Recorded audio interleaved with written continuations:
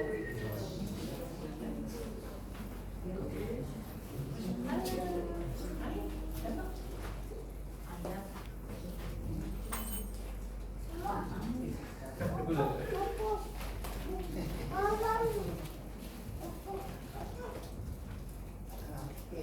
Bapak Ibu. Halo. Rasanya waktu begitu cepat ya, habis hari Minggu kemarin ini sudah hari Minggu kan? Dan kadang saya sendiri merasa ya waktu begitu cepat berlalu. Barusan hari Minggu terus ada aktivitas organisasi dan sekarang sudah hari Minggu lagi, ya puji Tuhan. Saya tahu, saya percaya bahwa hanya Tuhan yang akan dan memampukan saya untuk terus menjalani hari-hari hidup saya. Karena jujur saudaraku, kadang-kadang rasanya kesel gitu ya, karena maklum sudah umur. Tapi lepas dari itu saya kembali ingat bahwa janji Tuhan itu adalah ya dan amin, dan dimana semakin tua orang itu semakin harusnya firman Tuhan katakan semakin segar dan berbuah banyak. Nah, akan dikatakan semakin gemuk, tapi bukan gemuk secara badani gitu ya. Tapi lepas dari itu semua Bapak Ibu, kadang-kadang kaki juga menuntut begini dan begitu. Tapi ya bersyukur saya bahwa hari-hari ini saya bisa lanjutkan dalam penyertaan Tuhan, dalam pertolongan Tuhan. Dan saya bersyukur juga tubuh saya terus bisa diajak kerjasama. Nah gitu. Jadi itu loh saudara, tiap kita perlu menyadari, menjagai aset Tuhan gitu ya. Tubuh kita ini adalah aset Tuhan. Kita perlu jagai dengan asupan-asupan yang benar. Nah gitu. Sehingga kita bisa mempertanggungjawabkan dengan tubuh ini gitu ya, untuk bisa tetap sekalipun sudah tambah terus usianya, tapi fisik, keperimaan fisik kita ini tidak berkurang, tapi sesuai janji firman boleh semakin kita menikmati kesehatan ilahi. Karena ya tidak dipungkiri saudaraku bahwa kadang-kadang memang ada tuntutan tubuh merasa capek, kadang tubuh merasa butuh istirahat gitu kan. Tapi lepas dari itu, kita percaya bahwa anugerah Tuhan cukup bagi kita asal kita mengelolanya dengan benar. Ketika ada kesempatan makan, ya makanlah dengan secukupnya. Saya melihat seorang bapak rohani itu seperti itu saudara. Beliau makan apa aja, nggak ada tolakan gitu ya. Beliau kesenangannya tuh kacang-kacangan, tapi ya itu tadi ya. Ketika anak-anak bawa dari tempatnya masing-masing oleh-oleh gitu kepada bapak rohaninya gitu dengan banyak hal itu, ya beliau bilang terima kasih untuk camilan yang banyak, dan beliau bilang itu justru akan panjang waktunya, alias tidak diberi kesempatan tubuhnya menikmati kenyamanan itu. Artinya ya setiap kita juga perlu memanajemen hidup tubuh ini dengan benar. Ya kalau butuh puasa ya puasalah. Kenapa? Karena itulah yang akan membuat bukan hanya menjaga tubuh kita dari berbagai kondisi-kondisi yang tidak baik ya, tapi juga menjaga roh kita bisa tetap berubah, roh kita bisa tetap terhubung dengan Tuhan. Sebab tanpa itu semua kadang-kadang tanpa sadar kita ini sudah masuk di dalam zona nyaman tanpa sadar. Semua sudah ada, semua sudah tersedia, maka istilah kata tanpa doa pun bisa. Itu yang harus kita waspadai, rasa nyaman, zona nyaman yang kita sudah masuk. Ya, dari itu loh saudara, saya terus diingatkan bahwa Tuhan memang memberkati kita dengan tidak kurang alias cukup gitu ya. Tapi bukan berarti lalu kita memanfaatkan itu suka-suka kita. Apapun yang ada di tangan kita perlu kita kelola dengan bertanggung jawab, termasuk asupan makanan yang kita nikmati. Boleh nikmati, boleh makan, tapi secukupnya, dan itu menjagai tubuh kita bisa tetap fit pada waktunya. Lah nopo tantein kok saya sikile masalah. Nah, saudara, memang saya tidak menjagai, jalan tidak tidak hati-hati, mungkin lebih enek genangan banyu gitu di keramik yang putih gak ketok, moro-moro tak lewati dan sibuk gitu aja wis. Padahal dulu belum segemuk sekarang, itu pun berimbas saudaraku dengan kaki kiri yang sedikit ada masalah. Tapi lepas dari itu, saya percaya untuk saya bisa bertahan dalam artian terus menjalani hidup itu adalah anugerah Tuhan, dan saya perlu memang memperjuangkan supaya kaki saya tidak terus menjadi beban untuk saya. Kayak kemarin ya Bapak Ibu pasti tahu dong namanya LBTL gitu kan. Jalanannya naik turun pakai tangga dan lain sebagainya. Belum lagi gawan saya yo gowoke jas 2, jaket 1, lumayan berat gitu kan. Tapi ya puji Tuhan saya bisa rakit alon-alon, saya jalan dan bisa. Nah, saudaraku, itu semua perlu setiap kita renungkan, asupan tiap hari kita nih seimbang gak dengan aktivitas kita. Itu secara fisik, lebih lagi secara rohani kita. Jangan kita bilang, aku percaya Gusti Yesus berkati aku, ya itu selesai. Pokoknya aku tinggal menikmati, kok mati masuk surga. Emang bener, mati pasti masuk surga. Tapi alangkah indahnya kalau surga itu sudah kita nikmati semenjak kita masih hidup. Sudah ada di bumi, masih ada di bumi, tapi sudah menikmati surga. Mungkinkah itu? Sangat mungkin, karena memang Bapa di sorga ngajari kita doanya piye? Bapa kami yang di sorga, kuduskanlah namamu, terus ini salah satu pengakuan iman loh. Datanglah kerajaanmu, jadilah kehendakmu di bumi seperti di sorga, dan seterusnya. Nah, poin pentingnya adalah seperti di surga, di bumi seperti di surga, alias surga itu bisa kita bawa dalam hidup sehari-hari kita, bisa kita hadirkan dalam keseharian hidup kita lewat apa ya, termasuk kesehatan, termasuk juga kebahagiaan. Nah, itu bicara tentang keputusan kita. Makanan yang kita nikmati itu keputusan kita, kebahagiaan yang kita munculkan pun juga keputusan kita. Hanya kali saudaraku tanpa sadar orang mungkin awalnya piye kabari, saudara pasti akan bilang puji Tuhan saya. Terus kalau udah gitu ngobrol rada dawa, yang muncul apa tuh? Saudara punya pengalaman. Jadi itu loh saudara yang perlu kita waspadai. Artinya gini, Tuhan tuh sebenarnya sudah menganugerahkan sama kita tuh sesuatu yang luar biasa loh. Ini tadi sementara doa tuh tiba-tiba Tuhan bawa saya, ingatkan saya tentang bagaimana Elia pada satu titik merasa aku dewean Tuhan. Semua sudah menyembah Baal tuh bangsa Israel, dan sementara dia sendiri habis menghabisi nabi-nabi Baal, dioyak-oyak sama Isabel. Bukan dioyak-oyak untuk dinikahi, tapi dioyak-oyak untuk dibunuh.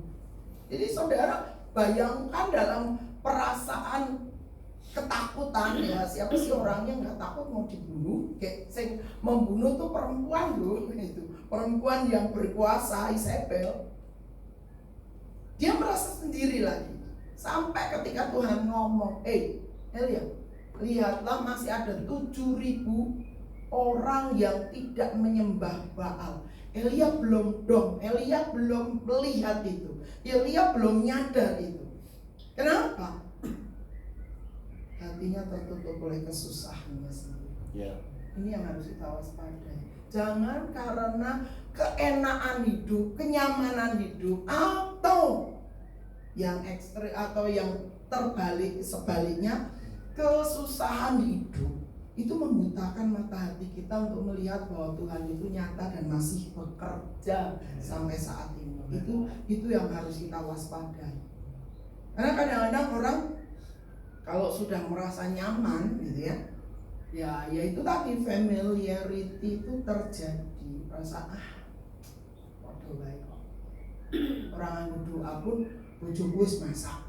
Orang yang doa pagi pun aku sudah bisa menikmati hidup, dan itu yang harus kita waspadai, wrong familiarity. Atau sebaliknya susah banget, wis gak Tuhan-Tuhanan, susah banget wis padahal saudara tahu bahwa di setiap kondisi keadaan yang kita hadapi dan alami hari lepas hari itu ada maksud-maksud tertentu dari Tuhan.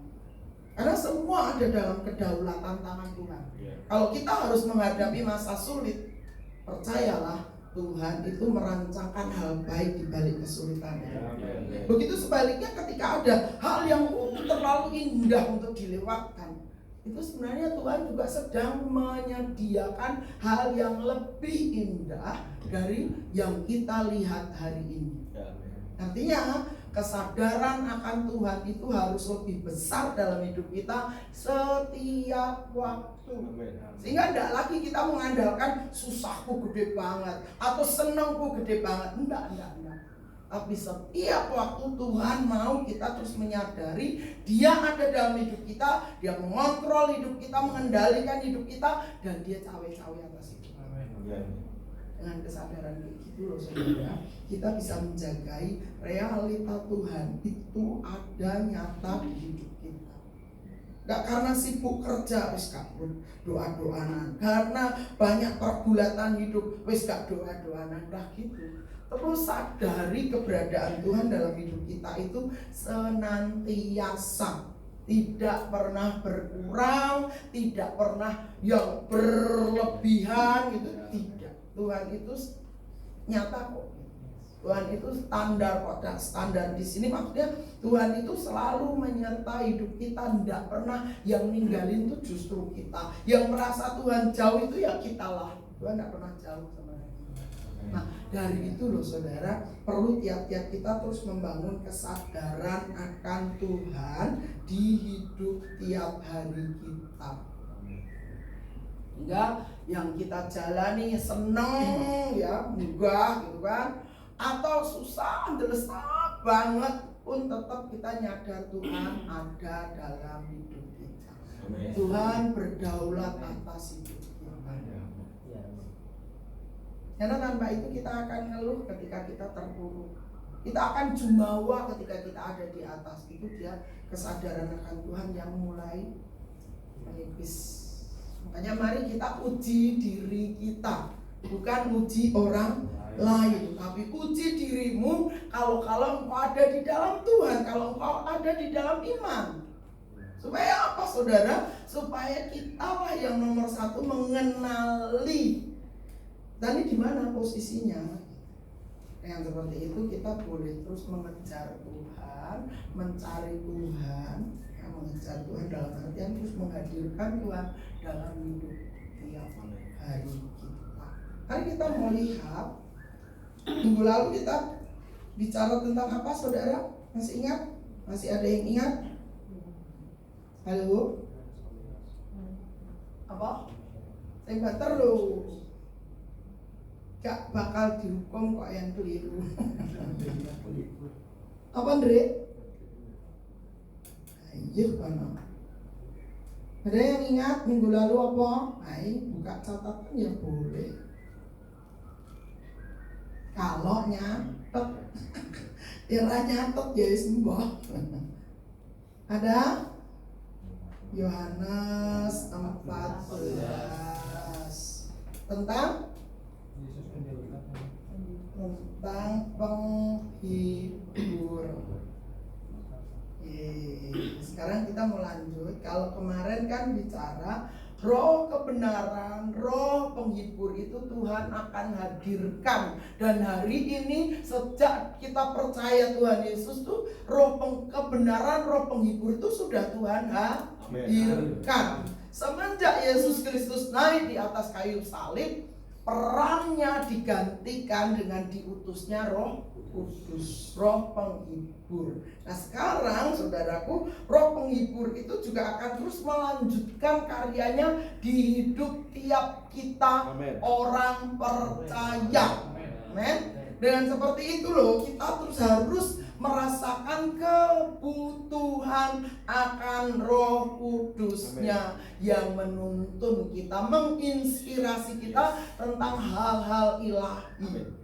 Ya, kita lanjut di pasalnya yang ke-16. Ayatnya yang ke-4b, pekerjaan penghibur. Kalau tadi kan akan diutusnya atau Yesus menjanjikan penghibur. Nah sekarang diperjelas apa tuh pekerjaan penghibur. Oke, ayo sudah ketemu, sebentar saya tak.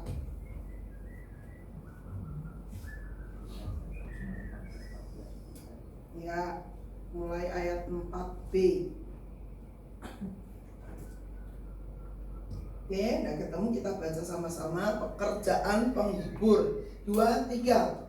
Hal ini tidak kukatakan kepadamu dari semula, karena selama ini aku masih bersama-sama dengan kamu. Tetapi sekarang aku pergi kepada Dia yang telah mengutus aku, dan tiada seorang pun di antara kamu yang bertanya kepadaku, kemana engkau pergi? Tapi karena aku mengatakan hal itu kepadamu, sebab itu hatimu berduka cita. Namun benar yang kukatakan ini kepadamu adalah lebih berguna bagi kamu jika aku pergi. Sebab jika aku tidak pergi, penghibur itu tidak akan datang kepadamu. Tetapi jikalau aku pergi, aku akan mengutus Dia kepadamu. Dan kalau Ia datang, Ia akan menginsafkan dunia akan dosa, kebenaran, dan penghakiman. Akan dosa karena mereka tetap tidak percaya kepadaku. Akan kebenaran karena aku pergi kepada Bapa dan kamu tidak melihat aku lagi. Akan penghakiman karena penguasa dunia ini telah dihukum. Masih banyak hal yang harus kukatakan kepadamu, tetapi sekarang kamu belum dapat menanggungnya. Tetapi apabila Ia datang, yaitu Roh kebenaran, Ia akan memimpin kamu ke dalam seluruh kebenaran, sebab Ia tidak akan dapat berkata dari dirinya sendiri, tetapi segala sesuatu yang didengarnya itulah yang akan dikatakannya, dan Ia akan memberitakan kepadamu hal-hal yang akan datang. Ia akan memuliakan aku, sebab Ia akan memberitakan kepadamu apa yang diterimanya daripadaku. Segala sesuatu yang Bapa punya adalah aku punya. Sebab itu aku berkata, Ia akan memberitakan kepadamu apa yang diterimanya daripadaku. Itulah pekerjaan penghibur, yaitu Roh Kudus. Nah, pahami saudara, peran Yesus semenjak Dia mati di kayu salib mengalahkan iblis, dosa, dan maut, maka Dia berkenan minta kepada Bapa ada penggantinya, yaitu Roh Kudus. Dan Roh Kudus itulah yang akan mengajarimu tentang segala kebenaran. Nah, kebenaran apa tuh? Kebenaran firman yang pernah kita dengar, yang pernah kita baca, dan pernah kita lihat mungkin. Nah, saudara, artinya setiap kita butuh peran Roh Kudus setiap hari. Katakan amin. Kenapa? Karena memang Yesus itu perantara antara Bapa dengan kita.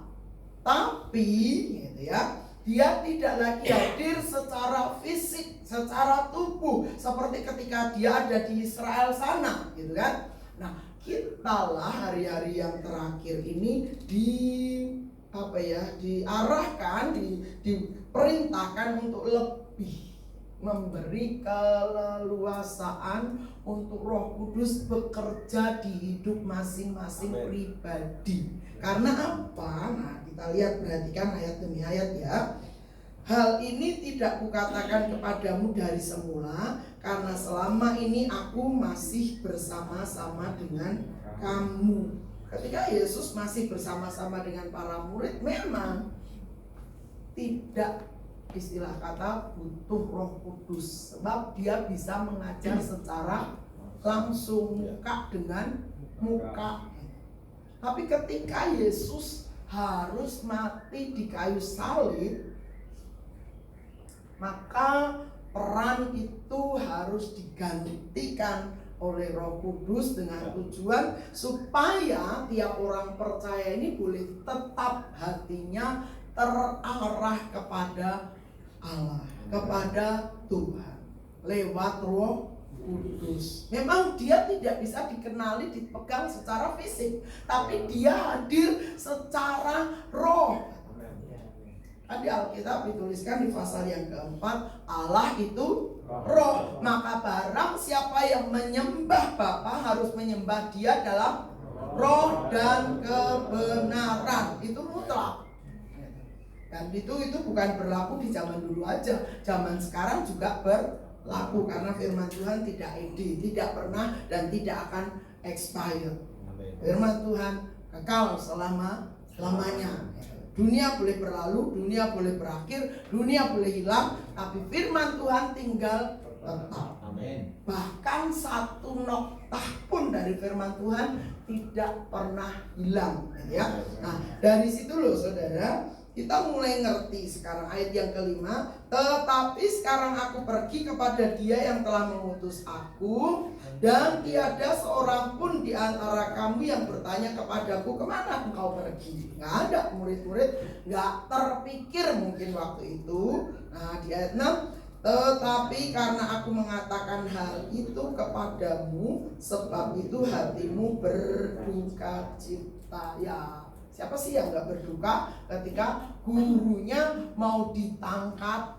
Dia sudah ngomong, dia sudah kasih tahu bahwa pada akhirnya gurunya pasti akan alami proses itu, gitu ya. Para murid sudah dikasih tahu, para murid sudah mendengar penjelasan itu. Makanya para murid itu memberi diri, gitu ya, untuk berduka cita. Padahal yang seharusnya terjadi enggak gitu. Bukan duka cita yang harus dimunculkan, tapi justru ucapan syukur, di mana lewat kematian Kristus Roh Kudus tercurah, maka hidup orang percaya itu tetap terpimpin, tetap tuntun dengan kehadiran Roh Kudus yang notabene adalah roh kebenaran yang akan menuntun orang percaya kepada segala kebenaran. Maka pastikan, nah ini dia, pastikan tiap kita boleh selalu ingat tentang kebenaran. Apa itu kebenaran? Halo, ada yang bisa jawab? Apa itu kebenaran? Firman Tuhan. Maka firman itu jangan izinkan lewat dari hidup kita. Firman Tuhan itu jangan hanya diambil sing apik-apik tok. Kalau ada firman Tuhan yang menegurmu, ya ambil itu. Bapak mana sih yang tidak pernah tegur anaknya? Bapak mana sih yang tidak pernah mendisiplin anaknya? Katakanlah ibunya yang mendisiplin. Pasti ada masa-masa di mana anak itu butuh disiplin. Nah, yang anak pernah didisiplin, jangan-jangan itu dibilang anak gampang. Alkitab ditulis pasal 11 Ibrani. Anak gampang itu artinya apa toh? Dianggap anak haram, butuh anaknya dewi. Sehingga anak itu suka-suka mulah. Orang tua rasanya nggak punya nyali, nggak punya tanggung jawab untuk bisa mendisiplin anak. Itu pasti bukan sesuatu yang benar dimanapun Ya memang sekarang ini ada aturan orang tua tidak boleh pukul anak. Nah, bisa apa saudara? KDRT gitu kan. Kalau zaman dulu anak pukul. Alkitab juga menulis tuh saudara. Tongkat bagi anakmu bukan untuk dia mati, tapi untuk dia menjadi benar. Saudara nggak percaya? Baca tuh di Amsal. Dan apa? Ada lagi yang lebih spesifik.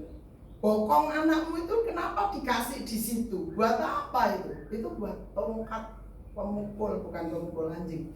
Ya, tapi tongkat untuk mendisiplin anak itu. Itu jadi dibutuhkan, pendisiplinan itu dibutuhkan. Nah, saudara, engkau adalah anak Tuhan. Ketika engkau harus lewati masa sulit, anggap itu sebagai sebuah pendisiplinan. Untuk apa sih didisiplin? Ngapain harus didisiplin? Nah, kita melakukan pelanggaran kok. Ya, kita melakukan sesuatu yang tidak selaras dengan hati Bapak kita, otomatis ada pendisiplinan supaya, nah itu dia tujuannya, orang menginginkan kematian, tapi menginginkan perubahan sikap hati. Itu dia. Nah, lebih lanjut, namun benar, ayat yang ke-7, yang kukatakan ini kepadamu adalah lebih berguna bagi kamu jika aku pergi. Peran Yesus kalau secara fisik kita bisa bayangin dong. Saya kalau di sini, nggak mungkin saya ada di mana gitu kan? Betul? Saudara juga pasti berpikirnya gitu. Kalau Mas Priyo ada di Palur, nggak mungkin Mas Priyo bisa tekan gini secara fisik. Tuhan Yesus makanya bilang bahwa adalah lebih berguna bagi kamu jika aku pergi. Karena dengan dia pergi, dia minta kepada Bapa yang mengutus Yesus untuk perannya digantikan oleh Roh Kudus. Di mana Roh Kudus itu juga akan jadi penghibur. Lanjut dikatakan, sebab jikalau aku tidak pergi, penghibur itu tidak akan datang kepadamu. Tetapi jikalau aku pergi, aku akan mengutus dia. Siapa dia di sini? Roh Kudus atau Roh Penghibur. Mengutus dia kepadamu.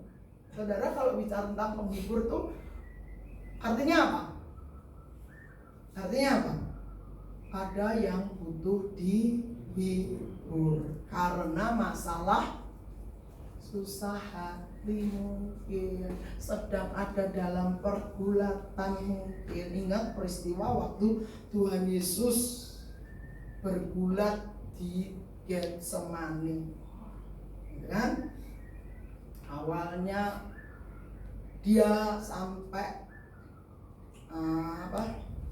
mencucurkan keringat yang berbentuk seperti darah, atau peristiwa ketika Yesus sedang habis puasa 40 hari 40 malam gitu kan. Lalu datanglah si pencoba, si iblis, ayo kamu harus begini, nanti kamu begitu, kamu harus begini, nanti kamu seperti itu.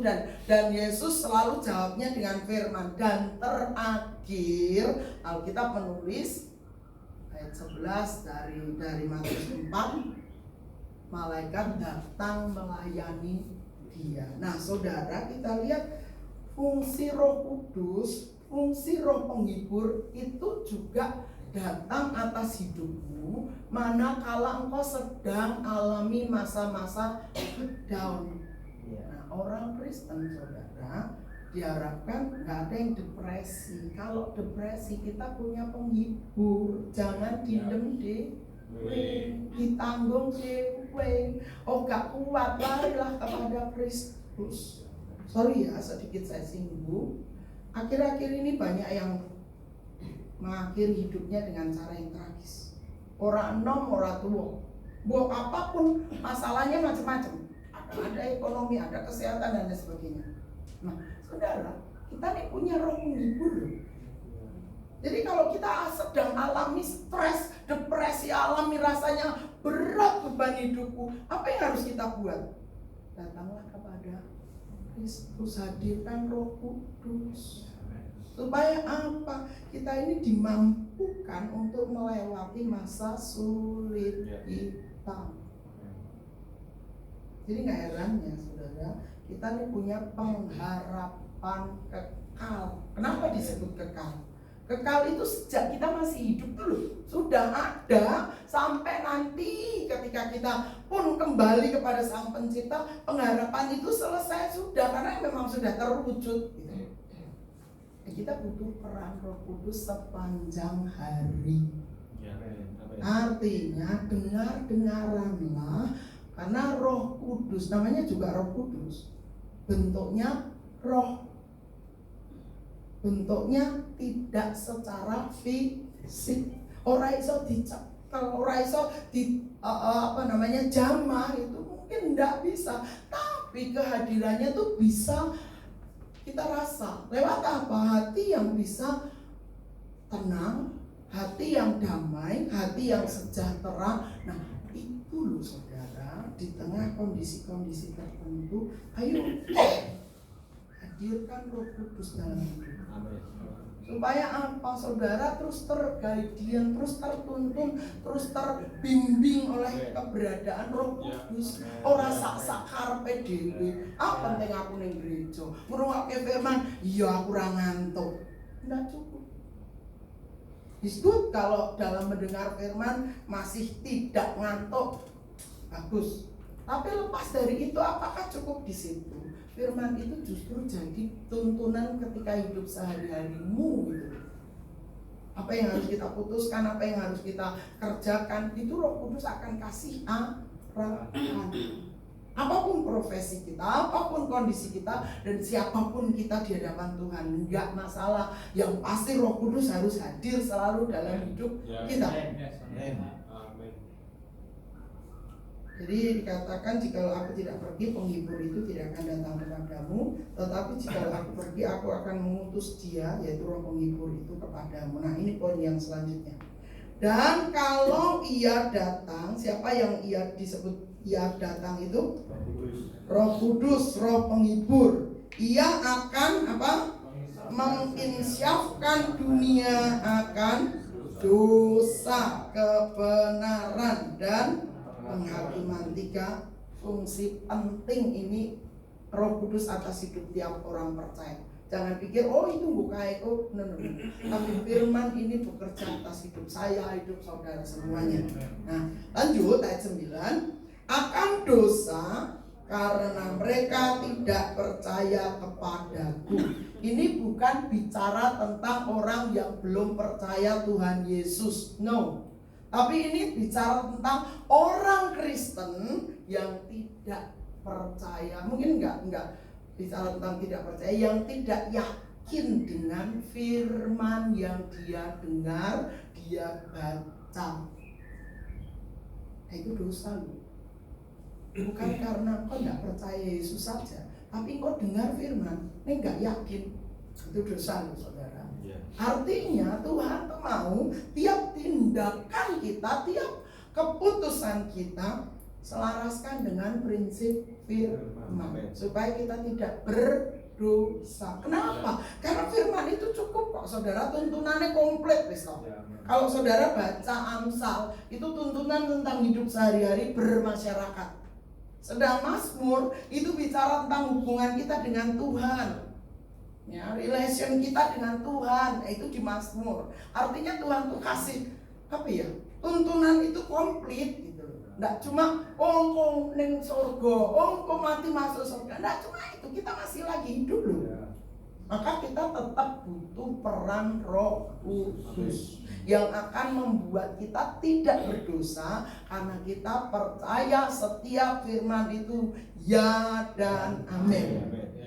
Dan seperti itu loh saudara, hidup kita boleh selalu selaras dengan firman Tuhan. Karena kalau tidak selaras dengan firman, alias tidak percaya dengan firman, itu adalah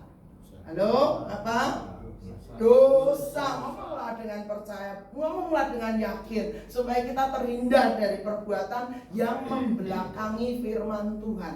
Sehingga kita ini tiap mau berkeputusan tuh Ayo tanya dulu hati nuranimu. Ayo tanya dulu Tuhanmu yang ada bekerja dalam bentuk Roh Kudus di hidupmu. Nanti Roh Kudus akan mengingatkanmu tentang segala apa?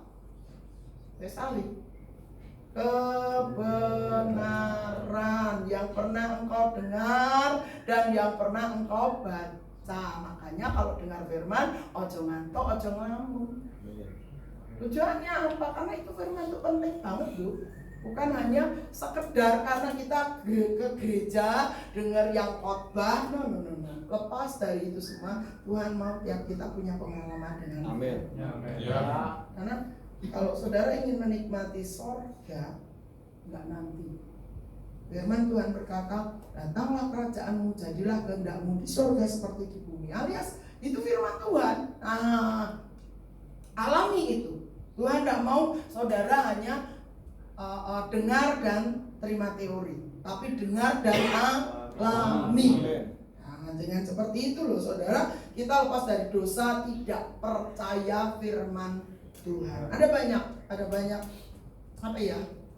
Klasifikasi atau kondisi-kondisi yang harus terus diselaraskan dengan firman. Ada banyak daripada bagian hidup kita yang belum selaras seluruhnya dengan firman, ya. Dari itu loh kita tetap butuh firman. Ojo merasa, "Oh, aku iki, aku wis kuwi."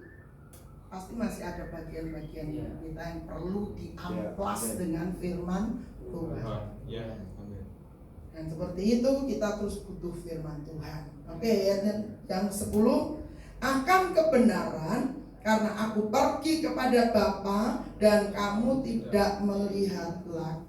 Ya, kebenaran tentang roh kebenaran itu loh yang dimaksud, yaitu Roh Kudus itu harus terus terlibat. Karena saudara, apalah artinya kita jadi Kristen bertahun-tahun tapi gaya hidup kita tidak alami perubahan. Harus terus alami kemajuan yang nyata. Sudah sekian tahun namanya anak-anak saudara, bayi baru lahir, oke, dia butuh orang tuanya untuk suapin, untuk gantiin bajunya dan lain sebagainya. Sampai pada batas tertentu dia sudah mulai belajar untuk bisa mungkin belajar makan sendiri, belajar pegang gelas untuk minum, walau orang tuanya was-was, waduh kowe tiba ora piar ageti. Nah, itu butuh waktu memang, tapi toh itulah progresivitas seorang anak. Nah, engkau sudah dilahirkan baru sebagai ciptaan baru, sudah seharusnya dong ada pertumbuhan, ada progres yang kelihatan. Terus pirang tahun yang gereja? Terus tahun. Nah, ayo mulai tunjukkan bahwa sekian tahun hidupmu tuh tidak sia-sia dengar firman, tidak sia-sia simak firman, tapi ada sesuatu yang bisa orang lihat. Ada perubahan. Yang ketiga, 11, akan penghakiman karena penguasa dunia ini telah dihukum. Final hukuman itu sudah, yaitu iblis, dosa dan maut sudah dikalahkan.